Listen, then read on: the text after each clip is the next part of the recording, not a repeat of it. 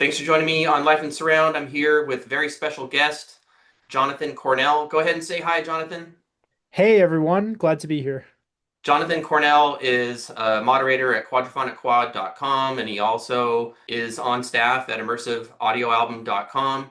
The fact of the matter is, there are some amazing Atmos mixes of some amazing albums that are never going to come out on Blu-ray. They just aren't going to.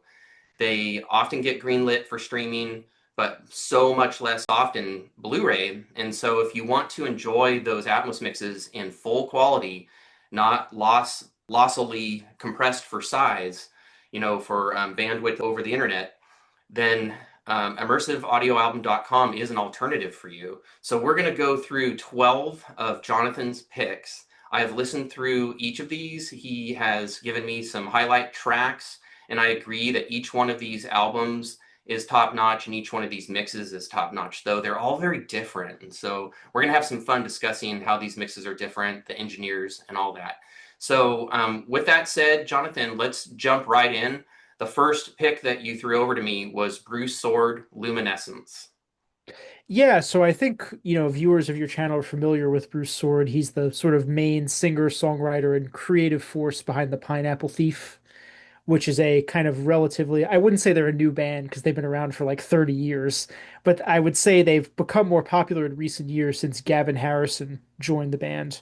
And that was about maybe 8 or 9 years ago now. They created their foothold in immersive audio with Where We Stood. It was this like dazzling package where on a single Blu-ray you got like five different multi-channel releases.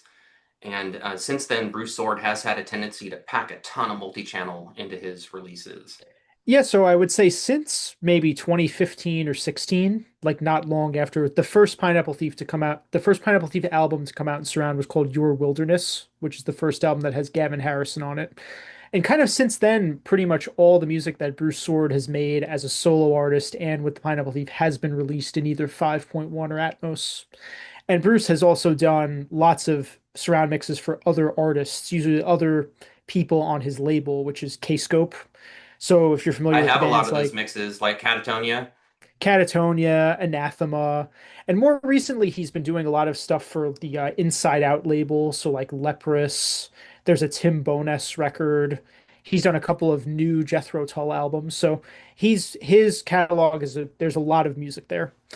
But the reason why I picked Luminescence is because this is his most recent and third solo record. And like the previous album, All This Will Be Yours, it was released in kind of an art book edition with a DVD with a 5.1 mix. However, Bruce also mixed the record in Atmos, though the Atmos mix was only released to streaming services because the deluxe edition had a DVD and you need a Blu-ray to release Atmos music. So we had this opportunity because Kscope slash Snapper is one of IA's label partners. We had this opportunity to release the lossless version of the Atmos mix through the site.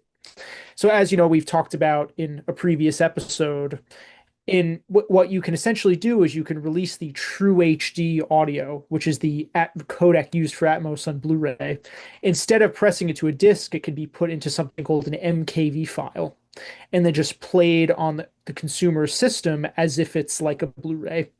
And while there is no disc, you're essentially getting the exact same audio that you would get if there was a Blu-ray edition of this album. So, I mean, I'm a fan of all three of Bruce's solo records, the self-titled debut, All This Will Be Yours, and this one.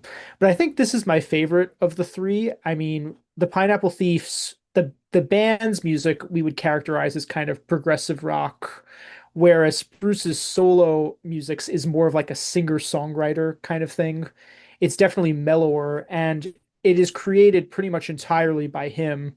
Like he programs the drums, he plays all the guitar parts and does all the vocals. So I it's feel like he is stretching out quite electronically on this album. There's a lot of electronic layers, and this album really makes quite dramatic use of the heights, very noticeable, discrete use of the heights, particularly with unlayering a lot of electronics, accents, percussion, swells, crescendos. This is an album that it's great to have in its full quality, not missing any definition, because the low end can be deep and booming at times. It can be really tight at others, and it's really sets the foundation for all of the sounds that stack above it. His voice is just so detailed and human here. It's the heart and soul of this album. That's why it's mixed into every channel. And then Yes. other instruments will favor different areas of the room in support of his voice. Like this is just so super well done. Every time I listen to a Bruce Soord album, I just feel like I want to give him a hug. Like it's just like I feel like he's just pouring it all out, and he's really got some demons to wrestle with with every release. And But it's so it's funny because beautiful. you and I have both had the chance to interview him, and he's like the nicest, like cheery guy. And then you He listen to these is. songs, and you're like, "Whoa, yeah." What's going on, Bruce? We love you, man. All right, so let's move on to Alison Krauss and Union Station. This is an album to be super excited about. For one thing, Alison Krauss and Union Station are already down in history, for surround music lovers. I happen to have copies of New Favorite on 5.1 Super Audio CD. Don't hate me because I have this. I found a super banged up copy and it was still too expensive. And fortunately, it does play all the way through. And then, this release also, this live album has been highly sought after 5.1 SACD for a long time as well. But the thing is, this DTS 5.1 mix on the video, the concert video, to my ears sounds just as good. So people can, like, that's a hot tip for people watching this video. Go track down this concert double DVD because You it sounds don't amazing. don't pay over $100 for the Yeah, live SACD. Just this get the sounds DVD. amazing, and you'll get to watch the band and Allison do their thing. And so, anyway, now we have their latest record. Alison Krauss and Union Station are back. I never even would have imagined that they would have reunited. So was just amazing news that they got back together. The album is awesome. It can be sad, it can be mournful. It's mixed absolutely gorgeously. This is one that doesn't like throw a bunch of bells and whistles at you. And sometimes like parts of this album will find a place in the room and they'll stay there. But it always serves the music really well. The lead vocal is up in front of you, and a lot of times you'll have that performer's main instrument in support up in the front of the room. But then you'll have like layered guitar work to your left and to your right. And this is one that is not going to present a lot of surround wow, but it is going to present a lot of immersive beauty. It's very folky, just like Alison Krauss and Union Station material always is. And with that, Jonathan, what are your thoughts? I mean, I couldn't have said it better. Like you mentioned, New Favorite is a standout 5.1 release for me. I too ended up probably paying more than I should have for it, but I'm glad that I have it because it's really good. And as it turns out, the Atmos mix of the new record Arcadia was done by the same guy who did the 5.1 mix of New Favorite. His name's Gary Pexosa.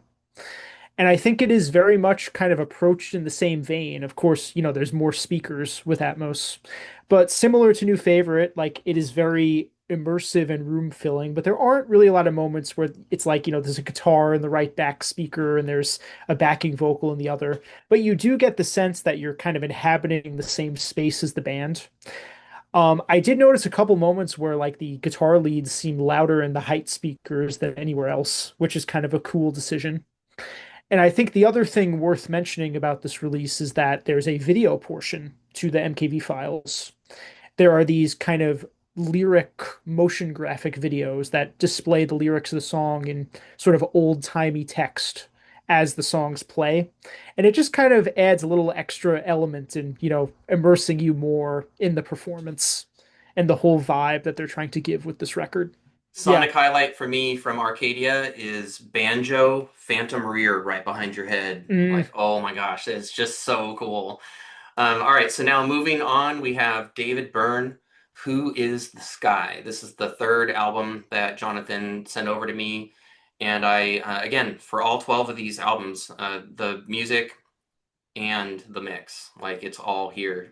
This is quite a different animal from either entry so far. It is what I wrote down in my notes as musical madness. It is not only a wall of sound, it's a cube of sound. It just turns your entire room into just this dense musical substance that you're just like floating in. It's crazy. There are elements of pop, it's very synthy, it is maybe the densest experience of my entire life, like in listening to music. It's sort of like it's like a big carnival, isn't it? This album. Yeah. Like a non-stop carnival, and you are Yeah. exhausted when it's over. It Well, is an amazing experience. I don't mean that in a bad way. I just mean like you're just like so like your senses are so engaged. It's like, you I kind mean of need to calm down after it. there's definitely kind of like a Phil Spector wall of sound kind of thing on this record, and having it mixed in Atmos kind of helps make it a little bit less fatiguing, I Yeah. think. I There's did also, not get yeah, fatigued listening to this. I just like felt like I was taking on like a mental, psychological journey. absolutely. And for me as a huge Talking Heads fan, it was really, really big for me personally to score this album for the site. I think it's really cool that we were able to offer this. But the both the Atmos and stereo mixes were done by Emily Lazar, who's a multi-Grammy winning mastering engineer. I think she's most famous for working on a lot of Coldplay's albums. And she's also mastered the Beatles remixes that Giles Martin did, so like Abbey Road and Sgt. Pepper and Revolver. And to my knowledge, I'm not aware of any other Atmos mixes that she's done. But if this is her first one, I mean, she knocked it out of the park. And of course, the music just happens to lend itself to this kind of treatment. She has set our expectations high. So hats off to her for this entry, and can't wait to see like what else she would mix. Yeah, it's fabulous. It's a fabulous listen. All right, so moving on to quite a change of pace, Madeleine Peyroux. You may have a different pronunciation for us, Jonathan, and I will trust you. I think it's Peyroux is the way to say it. Okay, Madeleine Peyroux. All right, so this is folky, but it can rock. You're going to get your main vocal, your drums, and your bass up front, where we're all comfortable with them being. You get some guitars favoring the surrounds. It seems to me like the more a part is likely to have been overdubbed, the more likely it is to be kind of pushed out into the immersive sound field.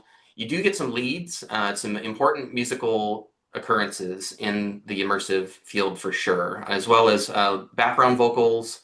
Leads can come out of the immersive sound field and be just like front and center for a while. So it's kind of interesting to hear like mixing decisions that are made. So it's not a set and forget type of album. It seems like each moment was cared for and stuff was mixed where the engineer really thought it ought to go. Absolutely. Well, the most exciting thing about this release for me is that it was mixed by Elliot Shiner.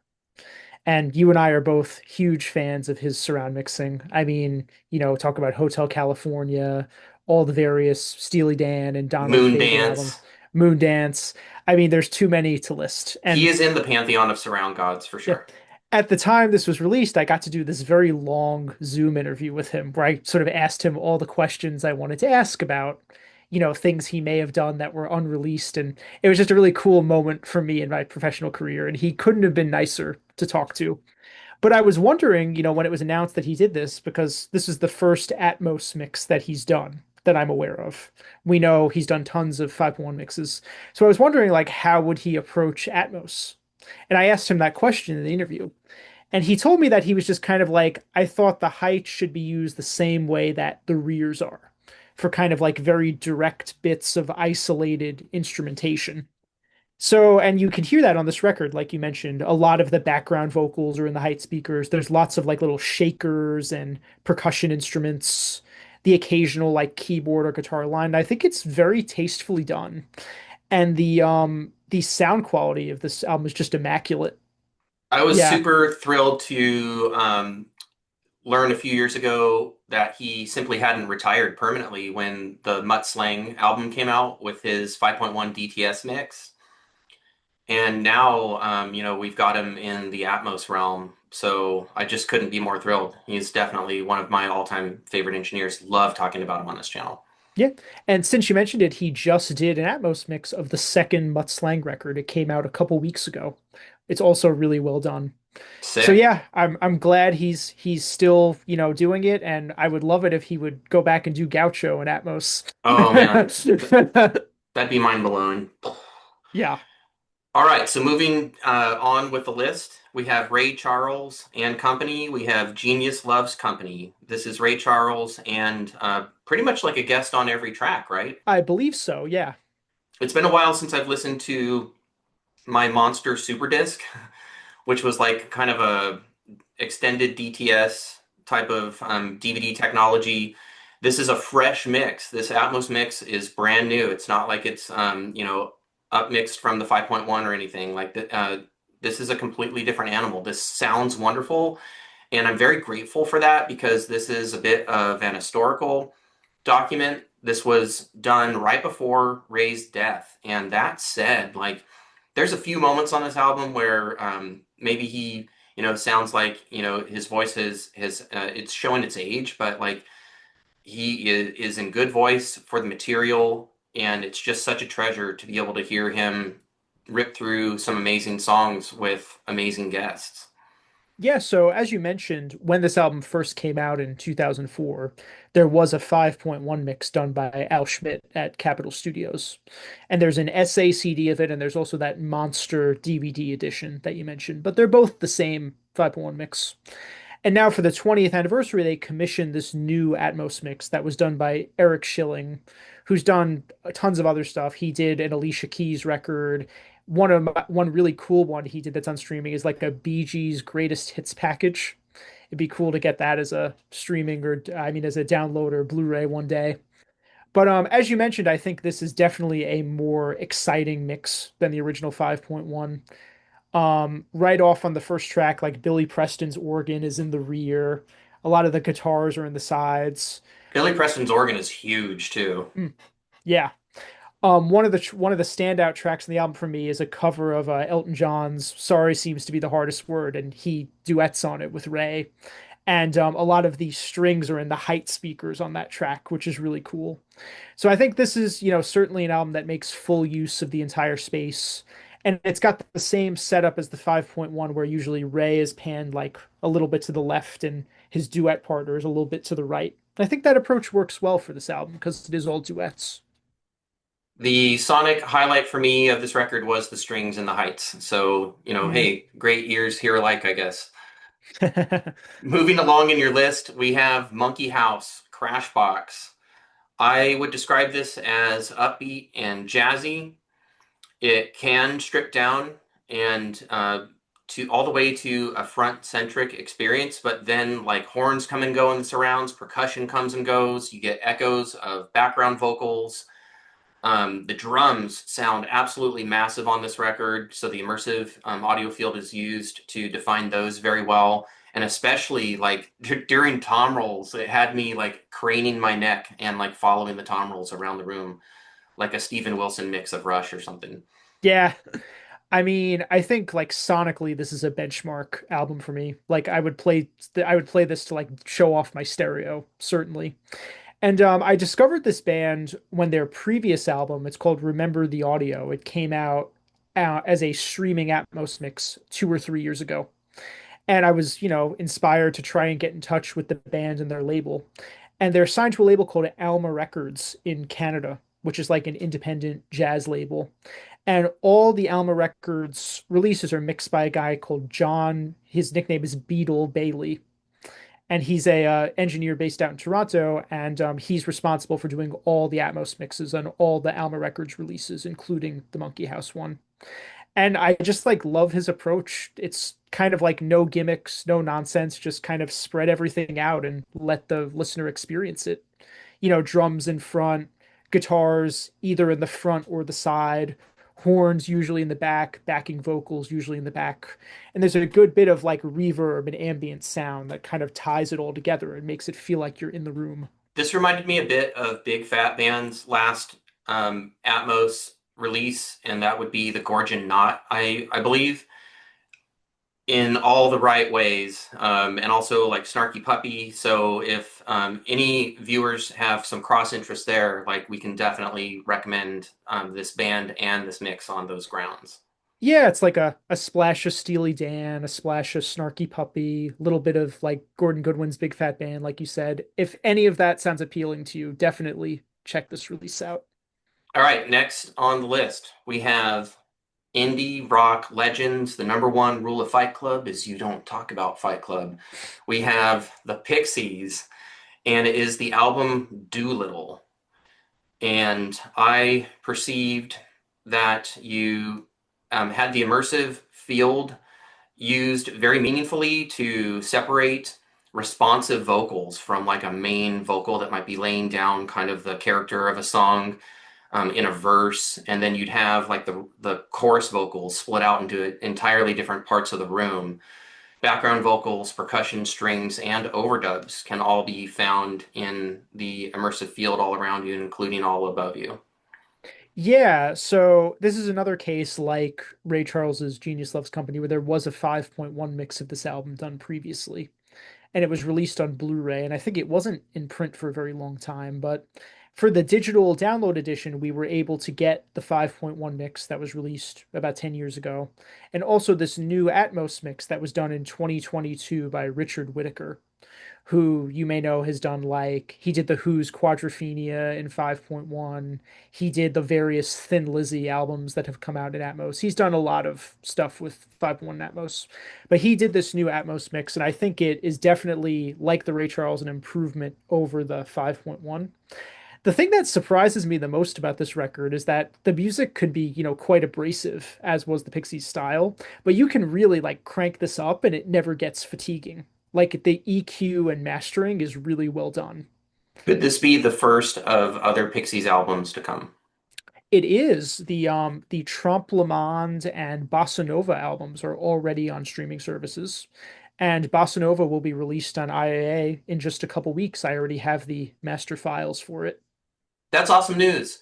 All right, so moving on with our list, we have Ryan Ulyate. Yes? Ulyate. Ulyate.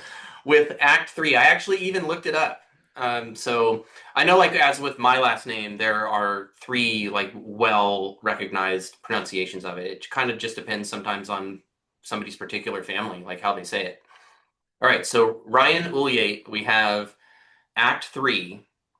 This is someone who has been well known in the surround and immersive audio hobbyist community for quite some time. He brings a collection of his own material. I describe this as lush rock music, a ginormous mellotron sound occurs early on in the proceedings, giving you, that hopeful sense that you're in for some progressive experience. Huge drums and bass. The surrounds can have sound effects, keyboards, guitar overdubs, and important vocal elements. Jonathan, what is your sense of this album and Ryan's Yeah, work? so people are familiar with Ryan mainly from his work with Tom Petty.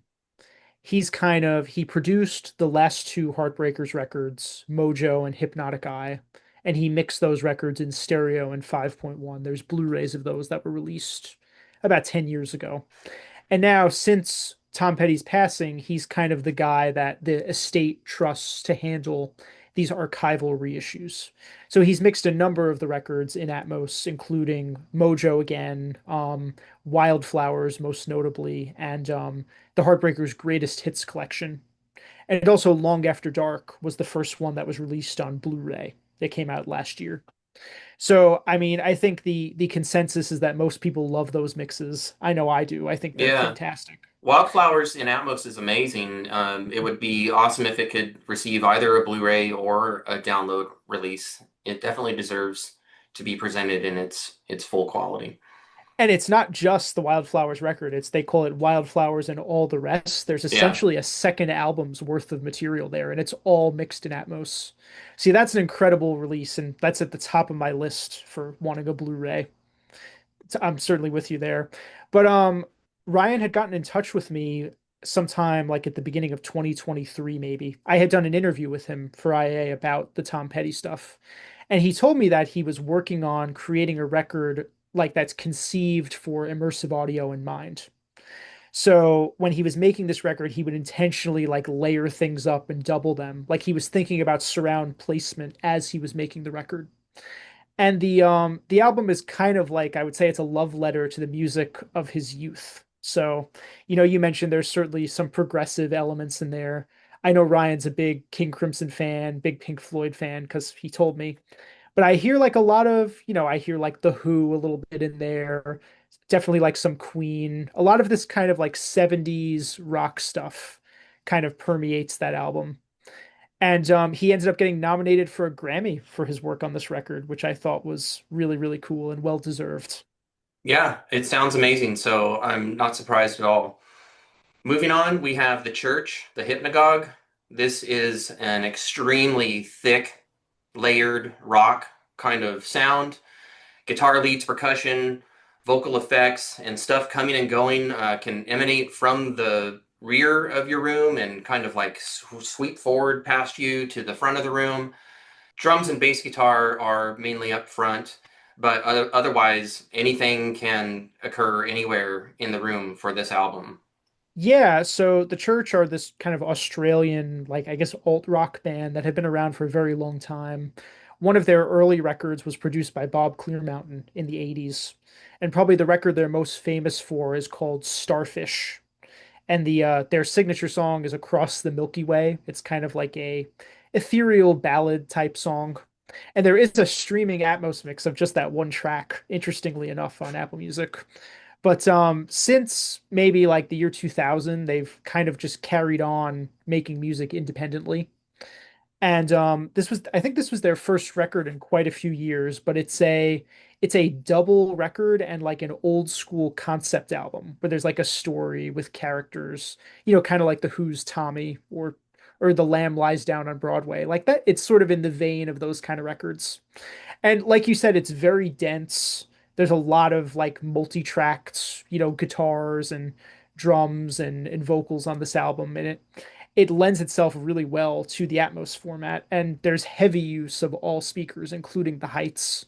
In a couple of the songs, there's some acoustic guitars that are very clearly placed above you. The Atmos mix was done by a guy called Daryl Thorpe, who I'm not familiar with any other Atmos work that he's done, but he did a great job mixing this record, certainly. And kind of like with the David Byrne album, this is an album that's pretty fatiguing to listen to in stereo, but having it separated out in the Atmos space kind of makes it a little less, tense on the ears when you're listening to it. So yeah, I think this is a really cool record. Moving along in the list, we have Spoon with Lucifer on the Sofa. To my ears, this is alternative rock that can be very light and ethereal and then get extremely heavy. You have percussive claps and extra guitars often all around you. The vocals on this album are absolutely huge. You also have like the absolute thickest, hugest guitar tone I've ever heard in my entire life. It's kind of like it emanates out of the center of your room up in front of you, but it's 10 feet wide. It's just like this tone that I'm gonna have to circle back to the album just to hear that tone again. It can also have thinner, janglier guitars in juxtaposition all around you. It has obvious use of the heights, particularly nylon guitar and these kind of doo-doo vocals during the track Astral Jacket. With that said, Jonathan, what's your impression of this record? Yeah, so we've talked about all these records where it's like really dense music, like The Church or David Byrne, like these kinds of albums where the idea is not to create the impression of a band playing on stage, like very much kind of a studio creation. And historically, those are the records that tend to lend themselves best to surround or Atmos. And this is unusual because this record is not that. This record does kind of just sound like a band playing in a rehearsal space with a couple of overdubs. And those kind of records are tricky to make work in 5.1 or Atmos. But this one, I think it works perfectly. And the Atmos mix was done by the drummer in the band, a guy named Jim Eno. And, this was his first ever Atmos mix, and he just like killed it. It's incredible. I mean, sonically, for this kind of music, like alt rock, the sound quality is incredible. Like you can really crank this up. It never gets harsh, but it has the right amount of punch and energy. Like you mentioned, the guitars are huge, but they're never harsh sounding. And I think the way he spreads stuff around the room, like there are no real moments on this record where things are like spinning around. It's very much static placement, but you can very clearly pick out when there's multiple guitar parts. Sometimes the background vocals are placed above you, like you said. And there's a good bit of like, I'm not sure if they had room mics or if it's artificial reverb, but like there's a good bit of like ambient sound that makes you feel like you're in the space with the band. So I think as far as like this kind of no frills hard rock goes, this is one of the best mixes of music of that nature I've heard in surround. And when I first heard this mix on Apple Music in, I want to say like October, November of 2022, I made it my mission to try to get this record for IAA because I knew there was never going to be a Blu-ray of it. And it took a long time, but we did manage to make a deal with the label that controls it. I'm glad you're able to. I would say that for those watching who are familiar with the Flaming Lips in immersive audio, this is going to be right up your alley if you already are a fan of like Yoshimi Battles the Pink Robots, although the sound here might be a little bit more carefully produced. So, yeah, plenty of fun, and it just sounds absolutely awesome. Totally. All right, we are moving forward to near the end of our list. I believe we're at number 11, and we have Venard, the Familiar. This has been described as a motoring 16-minute trudge of lysergic, propulsive, psych doom. I would concur. This has everything that classic Hawkwind has to offer, and a very modern sound. We have a Steven Wilson mix, which is going to be exciting to many viewers. Yeah. Well, I mean, that was a big deal because, how can you get better than a Steven Wilson mix? He's the sort of the number one guy doing this kind of work. But I was not familiar with this artist at all. His name is Mike Venard. He's an English musician. And previously, he was the sort of front man songwriter behind this band called Ocean Size that was active in the early 2000s. I think they made either 3 or 4 records. And the Steven Wilson connection comes from the fact that they opened for Porcupine Tree during the Deadwing tour, I believe, in 2005 or 2006. And he and Steven have stayed friends, throughout all these years. So to be clear, like this is not an album, it's just a one long track. It's like a 16-minute song. So it's kind of like an EP, you could say, but it is one continuous song. And when I interviewed him, to talk about kind of the inspiration behind it, he mentioned the primary inspiration was a band called Gong that you may be familiar with, Yeah, another 70s progressive rock band. But like you mentioned, I hear a bit, definitely some Hawkwind in there. And this is probably the heaviest thing we've talked about on this list. Like, there's screamed vocals on this. There's like super heavy guitars. There's this part where like the distorted bass line kind of rolls back and forth between the front and back speakers. I mean, this is a Steven Wilson mix, so he totally went crazy with it, moving things around. There's like echoes that fly around the room. Some of the guitars are placed in the height speakers. So, yeah, I think it was really cool that we were able to do this because, of course, there's no way that a single track would be released on Blu-ray. So there wasn't really an alternative strategy for this. And also, Mike has a lot of other music in his catalog. He's made a number of solo records before this one. And there are the Ocean Size albums, which I believe are now distributed by Kscope. So I know Steven Wilson has said he's a big fan of the couple of records that Ocean Size has made. So I wouldn't be surprised if we see surround versions of those eventually. those are exciting prospects. This brings us to our last entry of these 12 albums that Jonathan recommended that we showcase on this channel for you so that you can wade through the seemingly innumerable sea of Atmos titles that are available for streaming now. How do you know which ones are good? How do you know which ones, are really going to show off your system or just, bring you all the immersive delight that you could possibly want? We wanted to get you a concise list that is verified by people who care about immersive audio. So the last album, this is someone I'm going to have on the channel soon. We're going to do kind of a interview, on the fly review of his latest album, Immersed.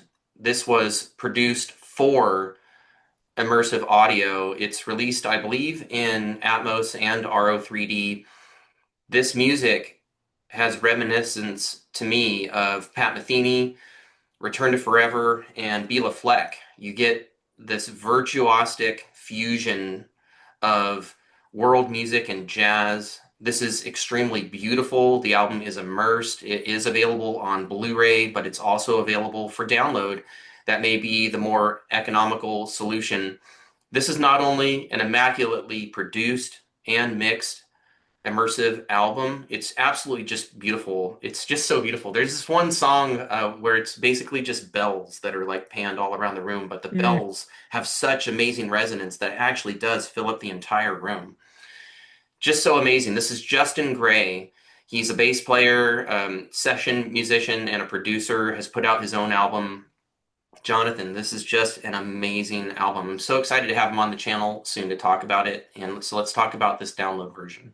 Yeah, so I was, thrilled to be a part of this project because Justin is also a prolific, remixer of other people's projects in Atmos. He's done, hundreds of catalog Atmos mixes for all the big labels, Warner, Universal, and Sony. And the list of things he's worked on is exhaustive. But when I interviewed him, I think the main one we talked about was he did the Atmos version of Snoop Dogg's Doggy Style, which is one of the most famous rap albums of all time. But I mean, like you said, he's brilliant, not just as a musician, but as an engineer and producer. And he created this album that, similar to Ryan Ulyate, was conceived from the beginning to be released in this format. And when you talk to him, he'll tell you all about how the process of composing and recording this record, I mean, they really pulled out every stop. During the recording process, a lot of the elements were captured using like a 704 mic array, which is, something that Morten Lindberg and 2L have pioneered with their releases. I've done So a there's, deep dive on that microphone array on this channel. There's a deep dive into 2L's sound methodology. So it was very exciting for me to discover that Morton and 2L were involved in this album.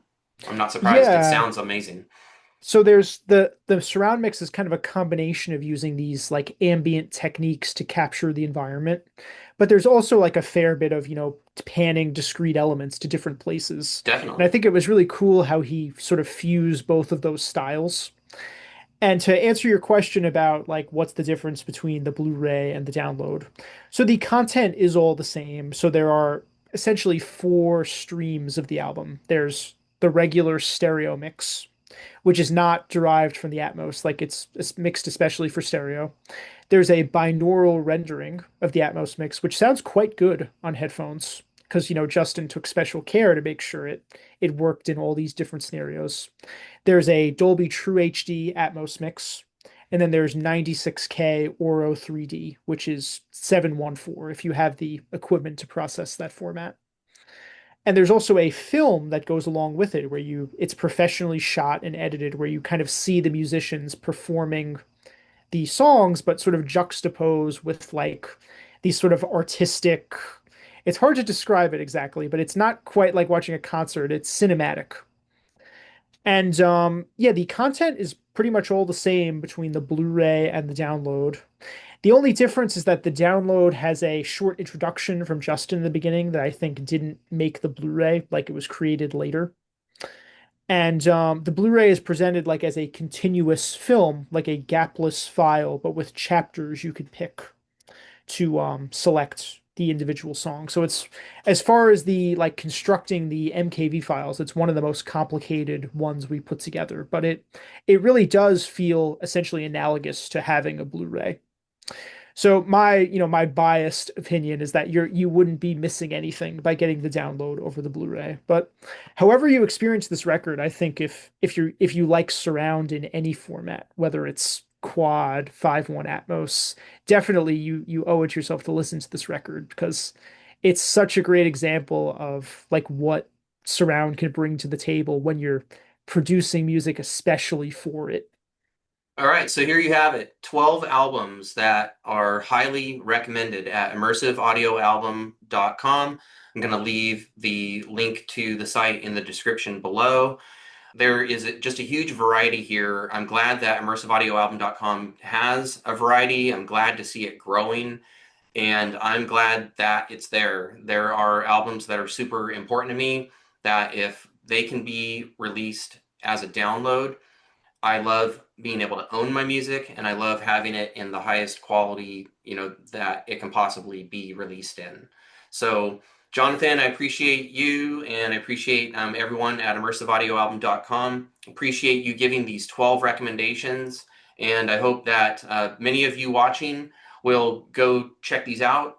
and leave comments, report on albums that you love. You can also, I'm sure, get a hold of immersiveaudioalbum.com folks from their site, and then also Jonathan's on quadrophonicquad.com for, like album requests and all that sort of thing.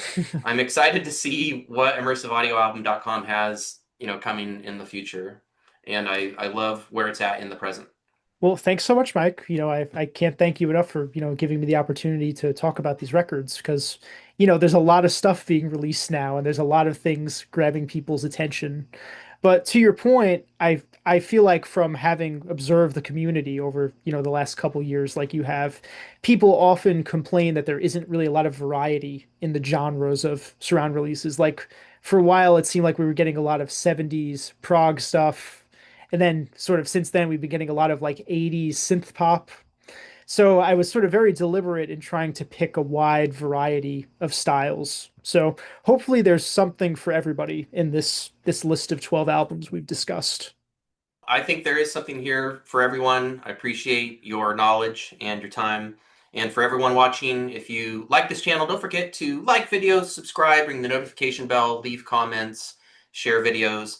All of that kind of support helps channels like this one more than you may know. It's very, very helpful and it's very much appreciated. So until next time, live life and surround.